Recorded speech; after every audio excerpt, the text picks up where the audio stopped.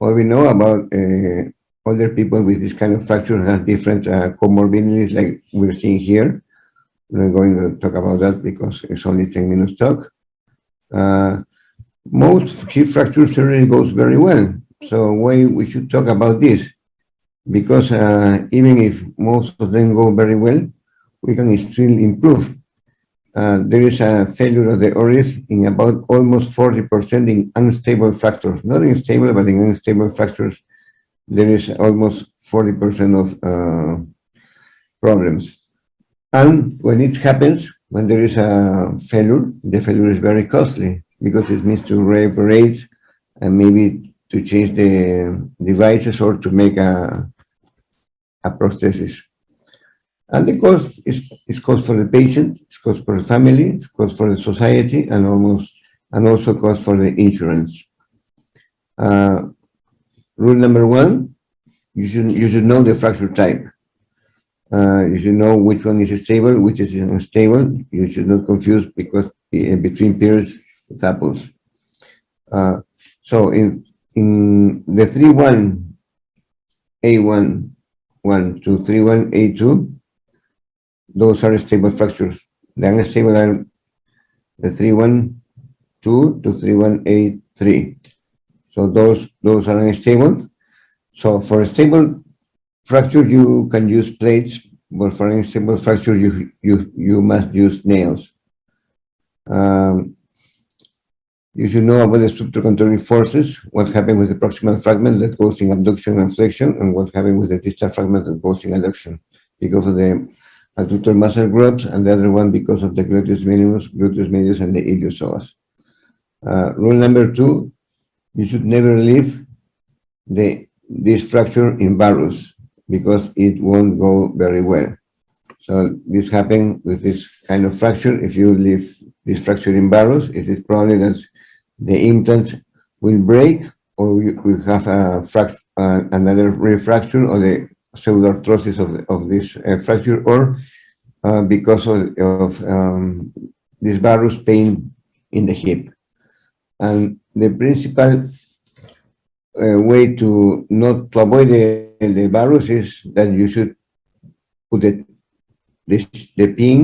shunt pin medial to the tip of the gradient trochanter. If you put it a little laterally, it will go in varus. So there are different works about that you should do. If you do a lateral starting point, it's similar to put this fracture in varus. So it must be just medial to the tip. And how to deliver a starting point like in this kind of fracture, you should pair it with a shunt pin using like a joystick. Here using a joystick, so you put it in a real AP view, and you can put a pin exactly medial to the greater trochanter. And that's the way to go. This is the final follow-up. Rule number 3, respect the lateral wall. What is the lateral wall? It's part of the pertrochanteric fracture. It's not a separate anatomical structure in a normal femur. Why the lateral wall is important? Because provides a buttress for the proximal fragments, allows controlled fracture impaction. Without it, you convert to a reverse obliquely equivalent. This leads to uncontrolled collapse. What does mean? Like this here. You have a good lateral wall, and these proximal fragments won't displace. But you have a breaking lateral wall. When you do this kind of implant, it will displace.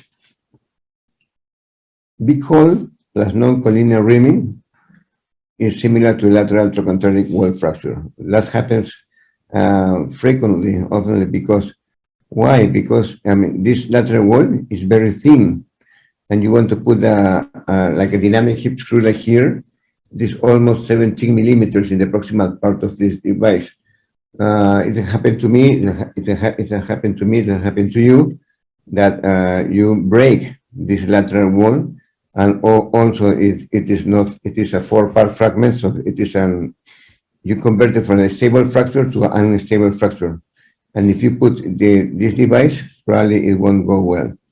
So if there is no lateral wall, there should be no hip screw. Little holes plus collinear rimming means intact lateral trochanteric wall. So if you do little holes with this kind of plateless percutaneous compression plates, they won't be lateral wall fractures. Almost 2% compared with a sliding hip screw that is almost 30%. We don't have this kind of device in Peru, but I think it's a good way to work with if you want to use this kind of plate instead of a sliding hip screw.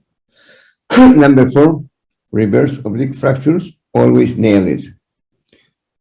This is an established incidence of 5% of oblique intertectonic fractures, and the recommended fixed angle device is nail. It is expensive, but for the future, it won't be so expensive because it will be costly if you use a dynamic hip screw. This happened with a dynamic hip screw. If you put in an oblique fracture, it will displace. And those are different treatments for reverse obliquity intertrochanteric fractures. And how does it fail? If you put a DHS, almost 56% of this fracture fails. With a nail, long nail, 30%, with a DCS, 30%. And look at that, with a simple angle blade plate, 95 angle blade plate, 13%. If a nail, proximal femoral nail, is well put, it's almost 0%. So you should know the unstable intertectonal fracture patterns and nail them. Number 5, pick the right table position. There are different ways to do it, depends on what you have in your hospital. Lateral is beneficial with subtrochanteric fractures. Lateral is beneficial in the morbidity of this. This is the way we do with a C-arm. This is one of the positions for the C-arm. If you have all the conditions, this is the way we do it in the clinic with a C-arm, with the leg abducted and flexed. We can see in frontal and lateral in a good way. And in other hospitals we don't have a traction table, but we use the resident, the strongest one. He will be the traction table. Don't forget to put this device in the proximal part of the femur, so it will elevate it. Otherwise, you're going to see that there is not a real anteversion. You're going to be stuck, and you want to be in the lateral position with a good with anteversion of this proximal part. In obese patients, it's better to do it laterally. Number 6, opening is not a sign of weakness. You're not supposed to do a biologic insult, but you can do open reductions directly or indirectly with mini invasion procedures. Opening doesn't mean that you have to commit a first-degree murder of the bone. You should gentle handling. You should place clamps without anterior strapping. Infernal fixation is not a good way to do it in this moment. It's a woman of 75 years old. You see that there is a fracture. We tried to reduce it with a traction table. It didn't go well. It was displaced. She made a little incision. We put a clamp, and then we fixed it with a proximal femoral nail, and that was a good one. We put a wire here, and the fracture was very good. Rule number 7: the tip apex distance matters. You know what is the tip apex index? Almost in the frontal and the lateral position. Normally it's less than 25 millimeters. If it is less than 20. It was talked by Baumgartner et al. In insert for nail or plate. The tip apex distance is for sliding screw and for nails. In the past, the professors taught us that the device must be low and posterior in the neck. Now we should avoid it because it increases the tip apex. It should be deep and in the center, 10 millimeters of subchondral bone. This is the way, exactly way, what should be the nail or the DHS. Rule number 8: don't use locking plates. This is the injury. See the fracture. It was fixed with a plate, proximal plate, not the percutaneous one, and see that the fracture is very well reduced. the final follow-up, the fracture has consolidated, looks great, but in clinical series, you can see that this kind of devices can break, can go the fracture in varus, and 30% of these plates require more surgery because of failed fixation, for malunion or malalignment, or because of deep infections. And there are some risks for failure, like comorbidities, medial instability, fixing varus, or manufacturer plates. Number 9, avoid nail destruction. Do not traction so much, otherwise you're going to displace this fracture and the nail can break. Number 10, beware with anterior cortex of femoral diaphysis. In older people, the femur enlarge and bow. If you use curved nails, it's better to use curved nail than straight ones, because the straight one could pinch and perforate, and the distal screw works like stress razors and it can fracture. Never use hammers, and you have to beware with a iatrogenic fracture. Rule number 11, reduce the fracture, then rim. When you prepare the canal, if you don't reduce the fracture and you put the nail in this way, obviously the fracture is displaced. Probably it will heal, but this patient must have probably pain, because the proximal part of the femur must be anatomically reduced. So you should, before putting the plate, you should reduce the fracture, and then you can nail it. Rule number 12, try to reduce with positive medial support. What that means, there is an article about that.